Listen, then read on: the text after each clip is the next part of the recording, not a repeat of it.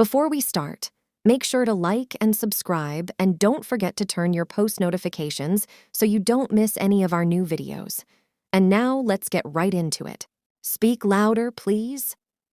I put my hand up next to my ear from the back of the room, signaling that she would need to raise her voice. She took a deep breath.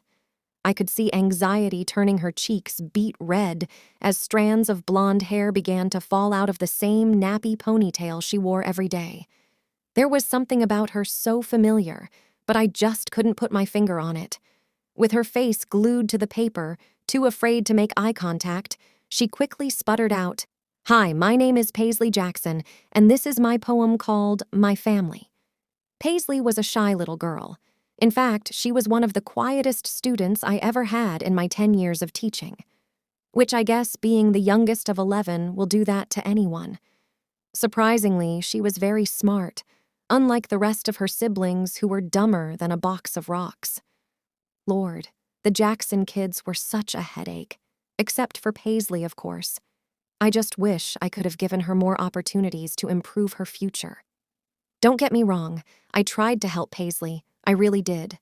I gave her clothes, food, and even had funds lined up for her. But living dirt poor in a shack out in the middle of the desert was a bad hand to be dealt in life. Besides, no matter what I did, it wouldn't have made a difference. Everyone knows that the cycle of poverty is almost impossible to break. I crossed my legs, pen in hand, preparing for yet another bland story about a family I'd never get to meet. If you've ever worked with underprivileged kids, you'd know that guardian involvement is quite rare. When it came to interest in their daughter's education, Paisley's parents were no exception.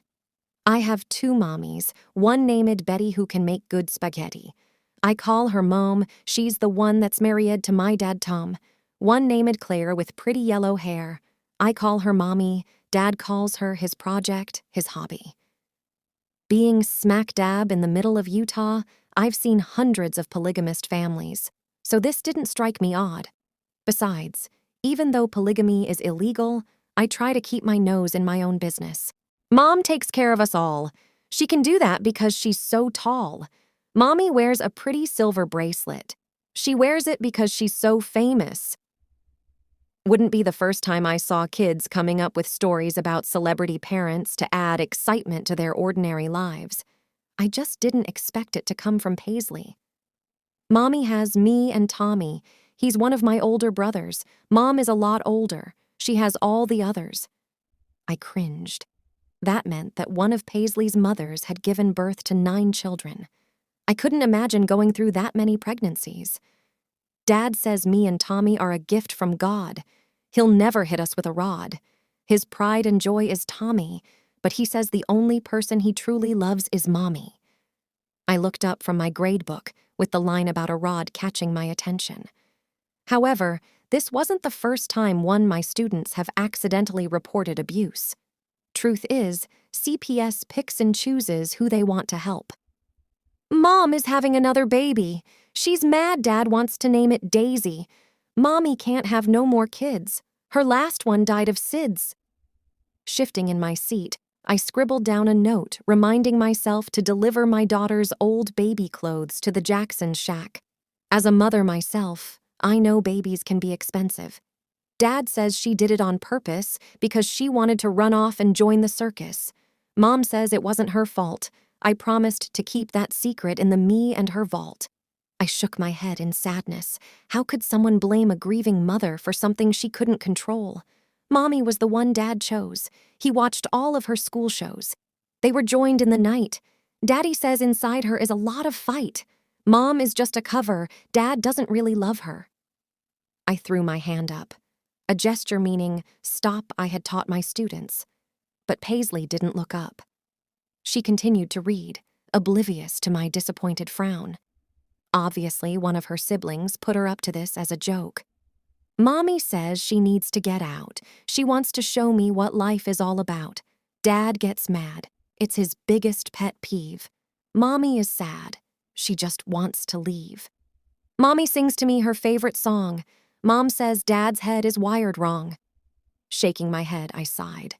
Another child with so much potential and such a kind heart was stuck in the middle of a lover's quarrel that didn't even involve her. Last birthday, I wanted to take Mommy to see her favorite basketball team. Mom made me a cake with frosted buttercream.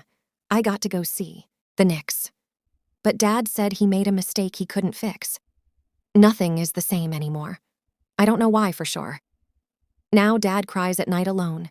He asks God, "What have I done?" To Mom, he no longer tends. She hopes the baby will make amends. Paisley rose her head up with a smile, looking for my approval. Although I was appalled at the inappropriateness of her poem, I didn't want to break her spirits. She clearly was very proud of it, and scolding her for something that wasn't her wrongdoing was just going to send that little girl back into her shell that I'd been trying to break for months. So instead, I clapped, making the rest of the class, who were too young to understand the gravity of the situation, applaud too. "Mrs. June, I brought a picture of Mommy for extra credit. It's got one more part of the poem. Can I show the class?"